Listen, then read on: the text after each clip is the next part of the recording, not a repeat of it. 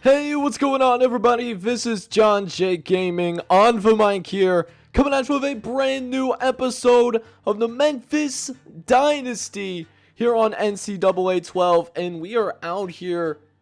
It's third game of the season, man. We're 1-1 right now, but we had a tough non-conference schedule so far. We took on two Power 5 teams. We did beat one of them, and now we get to take on somebody our own size. We're taking on the Tulane Green Wave here, who just are newcomers into this conference.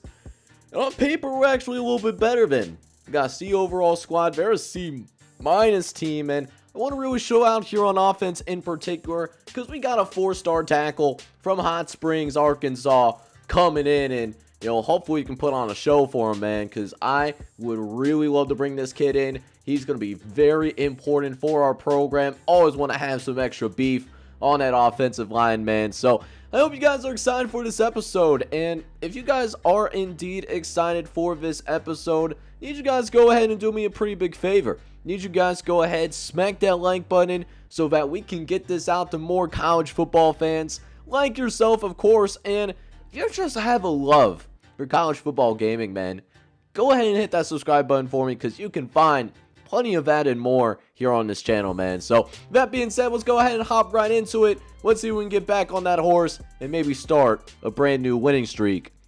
Let's go, baby.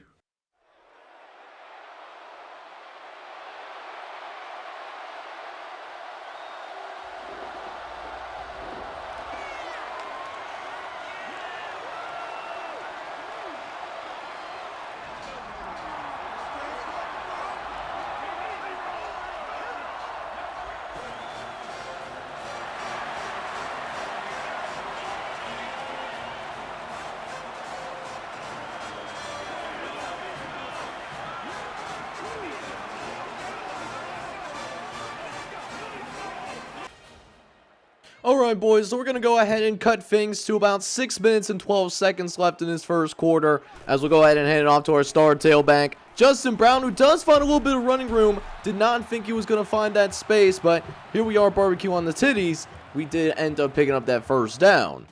So we'll see if we can continue that success on the ground as we hand the ball off to Justin Brown. He's got a big hole to run through, got the block that he needs, and he's going to be taking it all the way to the end zone. Touchdown, Tigers. And Justin Brown breaks that run wide but naked open. And that will give us an early 7-0 lead to work with. So now Tulane is going to take over with the football midway through the first quarter already. Still up 7-0. As Tulane will try to respond to our offense as they throw deep down the field, and they'll find the first down marker. Looks like we had a little bit of a mishap on the defensive side of the ball. Need our DBs to communicate a little bit better. Can't be giving up big plays like that. As Tulane, they are a very capable football team. We know this from our time over in Conference USA. But now, 3rd and 5 coming up for the Tulane Green Wave as they're at midfield right now. They're going to go ahead and go with a free wide set, move the tight end over to the right-hand side as they try to fool us with a halfback draw, but Coleman able to pile drive the tailback right into the ground. And surprisingly, Tulane is going to decide to punt this football away. I was a little surprised by that, but I'm certainly not complaining, though, as we'll come back out onto the field yet again. Bell going to try to throw over the middle of the field, trying to get it out to IT Thomas. Didn't really know what Riley Bell was looking at. Since that hot start that he had to start the season, he has certainly cooled off a little bit.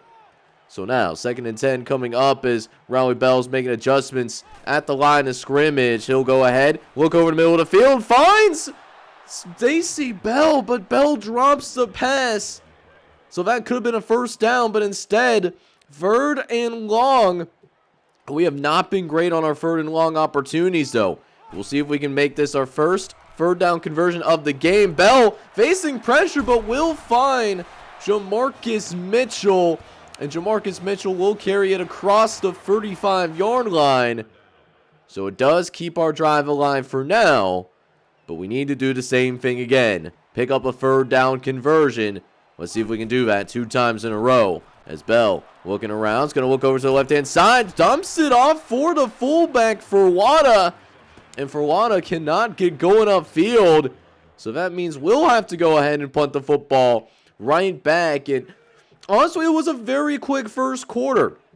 Already through one quarter of action. Nothing much really happening other than that big touchdown run that you saw early on in the game. So we'll see if we can get back on track here in the second quarter. And let's see if we can put some more points on the board now. As we're going to go with a 2nd and 7 coming up, as Bell is going to go ahead. He is going to drop back the pass. Dumps it off to the tight end, who does actually break a tackle or two. And for the first time today, we'll actually have ourselves a red zone opportunity. Now, can we actually do something in the red zone? That might be a different story as we try to pitch it out to IT Thomas on the option, but near disaster. But we still lose a ton of yards on that. So it's going to be 3rd and 22. Basically a goal line situation. You guys see what that first down marker is. It's end zone or bust. And Riley Bell, sure enough, is going to throw towards the end zone and needed to put a little bit more air under that ball. Did have some space over there, but, you know, just didn't put enough air under it. Need to be led a little bit more to the outside. So Tommy Watt's going to come out. He's going to attempt this field goal. 45-yard field goal attempt. And Tommy Watt, he's going to punch it through. Not as powerful as the last kicker that we got. He ended up graduating last year, but true freshman stepping in. Not even his natural position. He came in as a punter. He won the kicker job as well. And hey, made the most of the opportunity. So he gets the field goal to go, and we're up 10-0. We'll see if our defense can continue its strong play as we're going to look over the middle of the field. And we read this play. We actually read this play, yo. Like, we had a chance. If I were going to get an interception off it, I was trying to bait him. But that just didn't happen there. It did not happen. And instead, they're going to pick up more yards. They're going to pick up 6 yards on that. It's going to make this a very manageable 3rd and 4. Where they'll try to run it right up the right-hand side. And the tailback's got some space to work with. They're going to get across the 40-yard line. And Tulane, at least for right now, they're going to keep their drive alive for the time being. So now another 3rd and 6 coming up for Tulane. We'll see if we can get them off the field this time around. 2nd, 3rd down, attempt to drive, and they throw a dot through our safety. Dan Daniel cannot get over in time. So we give up a big gain, and honestly, I have not been impressed with Dan Daniel this season. He has kind of regressed a little bit since the solid play that he's had back in his true freshman campaign. But hopefully the rest of our defense can pick him up and we can get these guys off the field. 3rd and inches coming up. It's like Joe with a toss play to the left. And there's actually some space for this running back. Breaks the tackle and it takes a host of defenders. Chase Gentry eventually providing that finishing blow. But now the Green Wave are in the red zone now. Looking for 6 points. Dropping back, looking over the middle of the field, and sure enough, it's going to be caught by Bryant. Touchdown, Tulane. And just like that, the Green Wave provides us with a dirty ocean, and we're only up by a field goal now. So we'll see if our offense can respond after giving up a touchdown on the previous possession. We go back onto the ground for Justin Brown. And Justin Brown, he's a very dangerous running back in the open field. It's a great job by the offensive line creating the holes. And now we got a 1st and 10 to work with. Notice Tulane starting to push up a little bit. So we're going to go with the play action. Riley Bell's got a guy downfield. It's Chris Washington. He makes the guy miss, and he's going to be off to the races. Not even the ref able to keep up, as that's going to be another touchdown for your Memphis Tigers. As we do not take very much time at all, we get some more points on the board. So now, less than 2 minutes left to play here in the first half of action, as Tulane will look to try to cut this back to a 1-score game as Matt Scales gets stiff-armed into the next dimension. You hate to see it. You want to talk about a welcome to college football moment. He certainly got one there. You know, running backs at the college level, a little bit tougher than maybe what he went up against in the state of Tennessee back in his high school football days. He's going to have to learn quickly if he wants to stick around as a starter on this defensive line. As sure enough, after that stiff arm, we do force a couple of incompletions in a row. and it will lead to a 3rd and 10. Dropping back under center. Looks like Johnson is going to move over to the right-hand side. A couple of guys in the backfield as well. Looks like it's going to be a 2-wide set that they're going to be working out of. Still going to be a pass play, though, as quarterback has plenty of time to throw the ball. Looks over the middle and finds an open tailback who did leak out into the open field. So now the Green Wave are in good position to make this a 1-score game. Couple more first downs. They could possibly do it, and this might get them into field goal range, actually, as Eddie Davis is going to have to be the one that makes that tackle. But now on the verge of field goal range, and that is going to help them even more.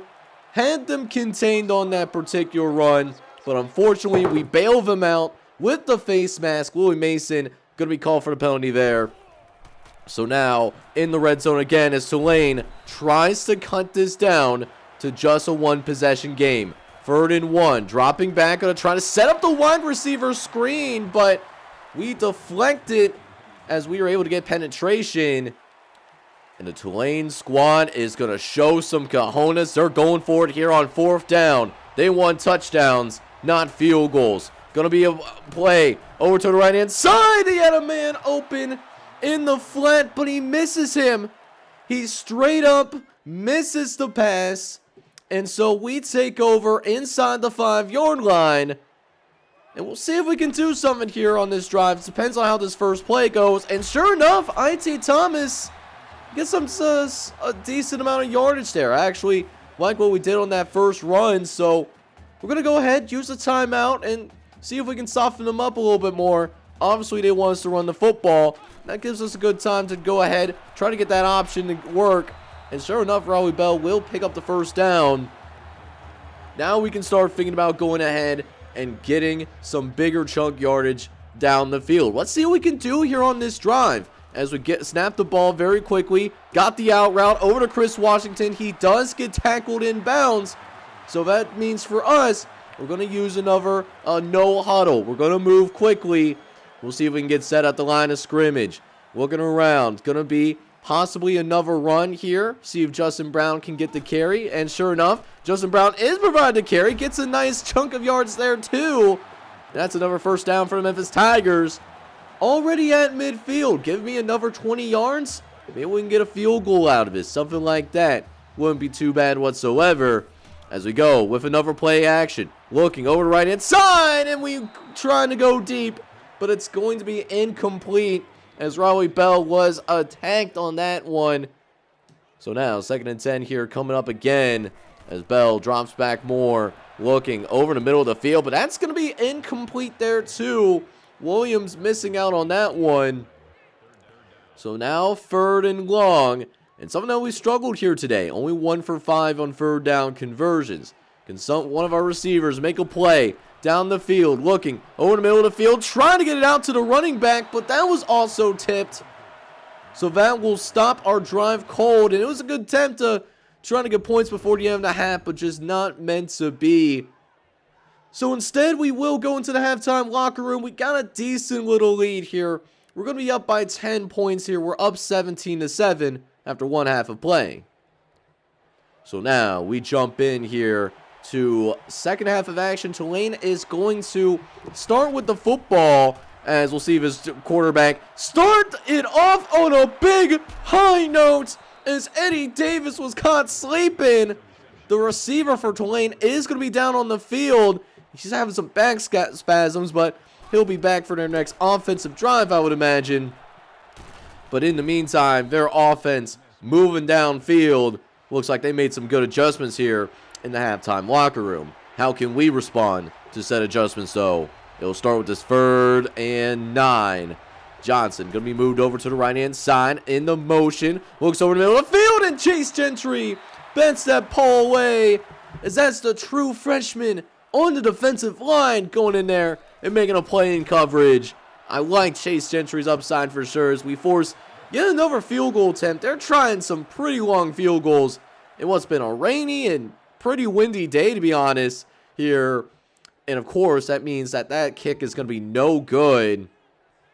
So now we take over on offense in decent field position at about the 30-yard line. Let's see if we can take advantage as we get it out to Justin Brown to start the drive. Our stud tailback. He'll get his first catch of the day, actually. He'll pick up a gain of 8 on that one. And speaking of that stud at the running back, we'll see if we can get him open here on this run to the right-hand side as Justin Brown's going to take the carry. He reverses field, and he's going to be off to the races. Can the safety catch up? And he cannot. Justin Brown taking it to the crib. Touchdown, Tigers. Let's go, baby. That is what I'm talking about. A 24-7 lead, and Justin Brown breaking another one wide open. And what's even better for us is that we're actually going to go ahead and have another offensive drive pretty quickly. We do force a 3 and out on the next possession, and Justin Brown might break this one too. Just needs one more block. He doesn't get it though. Oh my goodness. But look at the day that Justin Brown is having though. 200 yards in this game. So of course he's going to leave the game for a little bit. We're going to give him a little bit of a breathing break. Tufington will check into the game. One of your guys' customs. And we try to set up the play action boot screen. Just didn't work out in terms of execution. So now we got Justin Brown back into the game for this 3rd and long. Bell dropping back, looking around. Just nobody really open there. Bell's trying to look around, look for somebody to get open. Has to throw it out the back of the end zone eventually. But there is a flag on the field. They will call it on our offense. It's Sheldon Joey. Another custom on this team. He wears that number 71. He was called for that holding penalty. So, had to settle for another field goal after a big run that we got off the option. But we do get to extend our lead, courtesy of Tommy Watt for getting another kick to go. So, down by 20. How does Tulane respond? This is a point of game. We can run them off the field here if they're not careful now. So, we'll see if our defense, it's got that type of motivation. Do they remain locked in? And they're going to need to because Scott Williams is still having a nice day. 4.5 yards per carry, certainly not bad. He can definitely get some good runs in for sure. As that will be another first down for Tulane. But one of the receivers going down. They're starting to get thinned down in their depth chart. Later on, looking over the middle of the field. Wants to go deep downfield as Josh Meadows is able to keep up stride for stride. So that ball will be brought down to the ground. And that will now make it 3rd and long again. This is what our defense likes. Trying to get after this guy. And sure enough, we generate enough pressure to force a bad decision. That was almost intercepted, but we will get the ball back once again. But let's see what we can do with it. Justin Brown, he's going to go into the motion. First play of the drive. Brown, he's got some open space, and he's going to be gone like a girl in a country song. The 20, the 10, touchdown, Justin Brown. Just been an absolute menace, and he sets a school record for most rushing yards in a single game, by the way. Now looking at over 300 yards on the day. He's really having a curtain call type of performance. And the fans around here definitely loving it. And just loving what this team is doing. Really in general, this has been a high octane day for this Memphis football team. Who really has come pretty far from what we saw in season number 1. We had to struggle through a lot of games. And Willie Mason's going to get the intercepted. Thought it was going to be just an arm punt, but Willie Mason actually getting kind of close to the original line of scrimmage. So our next drive going to start off inside the 30-yard line.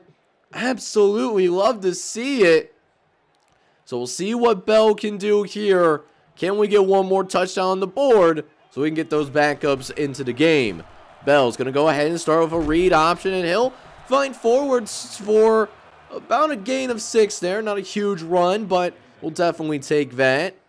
It will help set up a short 3rd down conversion where we'll try to throw for said 3rd down. As we do have another quarterback in the game, Joseph Thompson. Looks like Riley Bell to get a little bit shaken up. So this was actually our 3rd string quarterback from last year that's in the game. He'll be getting his first meaningful action here. as we'll try to set up a touchdown here for Joseph Thompson. And we had our fullback open, but he slips. Our fullback literally slips here. He stays on his feet. That's a touchdown. He has that under control. Instead, it's going to be 3rd and goal. We'll try to set up a screen for him for Washington as he'll drop back. We got Washington, but he's going to be denied at the 1-yard line. But you know what? As my mentor once says, scared money don't make any money. We're going forward here on 4th down, giving it to our best player, Justin Brown, who finds the end zone. Touchdown, Tigers. Except there's a flag. There's a holding penalty, so that negates the touchdown. Instead, we do have to go ahead and settle for yet another field goal. So we're still up by 30 plus. So after that field goal did go in, we did end up getting the backups in there for the rest of the game. It was just a good win. Really would have loved to got that touchdown in there. Just did not happen for us there. But still winning pretty convincingly though. 43-7 ends up being your score. So we give Tulane that little welcome party that we were looking for at the beginning of this episode. And boy, did we really let them know that it's a different level of football up here. So it feels good to play a game that we didn't really have to stress over too terribly much. We end up winning big time here, and that's even with Riley Bell not playing his best game. He was only 7 for 16, 148 yards and a touchdown, but I really did love what I saw from Joseph Thompson though. He came in when Riley Bell did get hurt and played essentially the whole 4th quarter. Was pretty good in this one. 7 for 11, 140 yards. Might have to keep an eye on him. But I think it is time, though, that we have to start that Heisman conversation for Justin Brown. He goes off big time in this one.